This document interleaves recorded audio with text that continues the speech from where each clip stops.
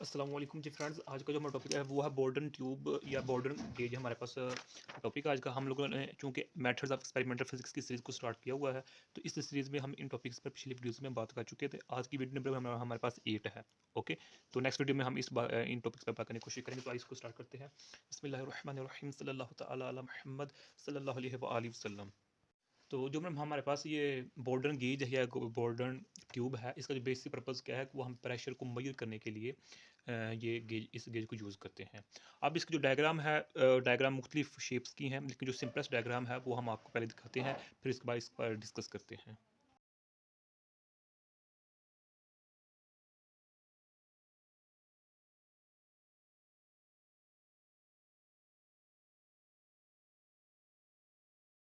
तो आप लोगों ने पिक्चर देखी, तो पिक्चर में क्या है कि सी शेप्ड है हमारे पास। क्या है? सी शेप्ड है, यानी कि जो बैंड ट्यूब है विद ओवल क्रॉस सेक्शन के साथ, विद जो मेरे पास है ओवल क्रॉस सेक्शन के साथ ये मेरे पास ट्यूब है। उस ट्यूब की जो शेप है वो सर्कुलर टाइप है, यानी कि सी टाइप है। तो जब हम इस ट्यूब के अंदर प्रेशर को इंटर करते हैं, यानी कि जो इंटरनल स्पेस है बॉर्डन ट्यूब की, जब वो प्रेशराइज्ड होती है, तो जो क्रॉस सेक्शन होता है वो सी टाइप से थोड़ा सा इस तरह की होती है ना, इस तरह। तो वो अपने आप को सर्कल करने की कोशिश करती है, तो जिसके नतीजे में हम उसकी मेजरमेंट कर लेते हैं। यानी कि इन अदर वर्ड्स आप लोगों ने पिक्चर देखी है, तो चलिए सिंपल पिक्चर हम भी बनाने की कोशिश करते हैं। ये देखें, तकरीबन ऑलमोस्ट इस तरह की है ना। अब यहाँ देखें, ये यहाँ देखें जो हमारे पास ये है ना, ये जो इसके दरमियान ट्यूब है ये वाली, ये एक होती है सर्कुलर शेप, इस तरह बिल्कुल सर्कुलर। ये सर्कुलर नहीं है बल्कि ये इस तरह है, इस तरह। ओके, तो जब हम यहाँ से इंटर करते हैं, प्रेशर को इंटर करते हैं, अब जो इसका इर्द गिर्द चीज़ें लगी हैं वो आप पिक्चर में आप लोगों ने पिक्चर में देख ली हुई हैं। ओके, तो आप एक मरतबा फिर देख लें।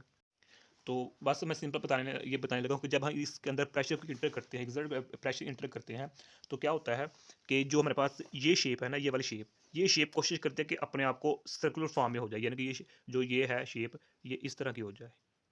ओके, इस तरह की हो जाए। तो जब इस शेप से, ये शेप तो पहले ऑलरेडी मौजूद है, तो जब प्रेशर इंटर करते हैं तो ये इस फॉर्म में जाने की कोशिश करती है, तो जिसकी वजह से जो ये इसका आउटपुट लगा होता है, यानी कि इधर हमारे पास क्या लगा होता है, इस तरह की लगा होता है। इसको हम कहते हैं ये हमारे पास लिंक है, एल एन की लिंक है। तो यहाँ हमारे पास इस तरह है, तो ये हमारे पास है, तो यहाँ हमने लगाया होता है, ये हमारे पास है। ओके, तो फिर ये हमारे पास है, खैर ये अटैच होता है इसके साथ, ये हमारे पास होता है, ये हमारे पास होता है। ओके, स्केल होता है। तो ये हमारे पास यहाँ वैल्यू ज़ीरो होती है और यहाँ मैक्सिमम होती है, हमारे पास स्केल होता है। तो जब प्रेशर इंटर करते हैं तो क्या होता है कि ये इस शेप में जाने की कोशिश करेंगे कि अपने आप को सर्कुलर फॉर्म में, जो इसकी डायग्राम है अपने लाने की कोशिश करते हैं, जिसका नतीजा क्या होता है कि जो ये सी टाइप है ये थोड़ी सी ऊपर उठती है, ऊपर मूव करती है। तो जिसकी वजह से जब ये ऊपर मूव करती है तो ये मूवमेंट होती है, तो ये मूवमेंट इससे अटैच है, तो ये इससे अटैच है, तो यहाँ हमें पता लग जाता है कि प्रेशर कितना हुआ है, कितना प्रेशर नहीं हुआ। ओके, इन अदर वर्ड्स मैं अगर ये कहूँ कि यहाँ जो एनर्जी की फॉर्म है वो चेंज हुई है। ओके, तो वो बात ठीक है, यानी कि देख रहे हैं जिस तरह हमारे पास हुक लॉ होता है। हुक लॉ में क्या कहता है कि सपोज करें ये मेरे पास स्पोर्ट है, तो ये मेरे पास एम कोई मैस है, ये मेरे पास ए डायग्राम है। तो ये स्पोर्ट वही है, तो अगर इसके ऊपर मैं फोर्स लगाऊँ तो यानी कि ये मैस नीचे आ जाएगा, यहाँ आ जाएगा।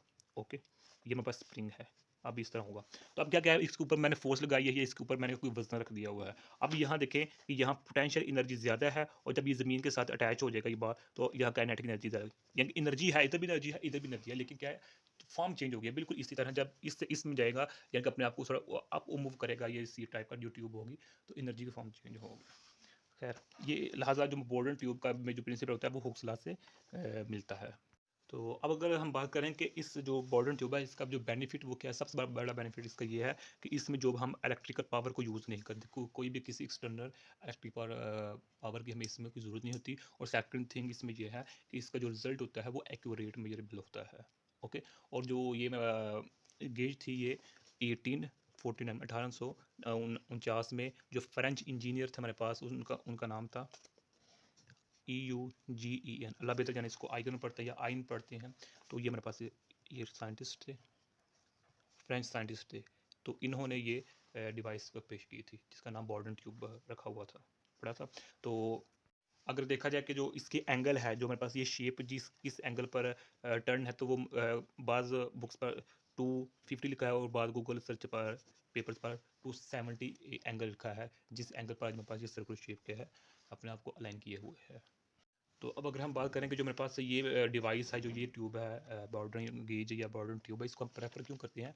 वो इसलिए प्रेफर करते हैं दूसरी डिवाइसेस की बनस्बत, क्योंकि ये इसकी जो रेंज है वो 1034 1034 बार इतना प्रेशर ये मेजर करने के काबिल है, इसलिए इसको हम ज़्यादा प्रेफर करते हैं। इन अदर वर्ड्स हम ये कह देते हैं कि 15,000 PSI इतना तक ये प्रेशर को मेजर कर सकता है, और एक्यूरेटली हाई एक्यूरेसी के साथ ये मेजर जो प्रेशर है ना उसको मेजर करता है हमारे पास।